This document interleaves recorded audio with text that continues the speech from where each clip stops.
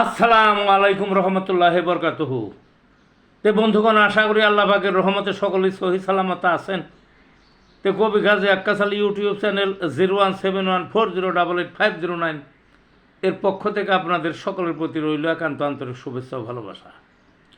তে বন্ধুগণ, এখন আপনাদের সামনে যে পয়েন্টটা রাখবার চেষ্টা করব সেটা হলো ডায়রিয়া রোগে হোমিওপ্যাথি। কি ডায়রিয়া রোগে হোমিওপ্যাথি?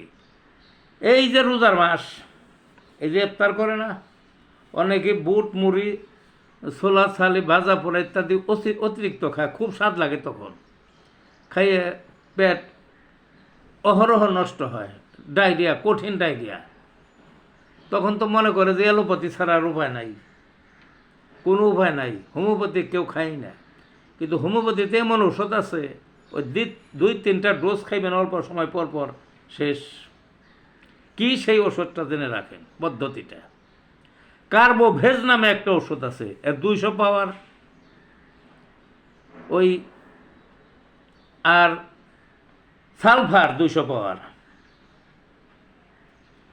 ওই 2-3 ফোঁটা করে ওই একটু পানির মধ্যে দেন, দিয়ে খাইবেন, সর্বোচ্চ 2বার খাইবেন, 10 মিনিট পর পর দেখবেন যে শেষ, ডায়রিয়া রোগ শেষ। ভালো থাকুন বন্ধুগণ।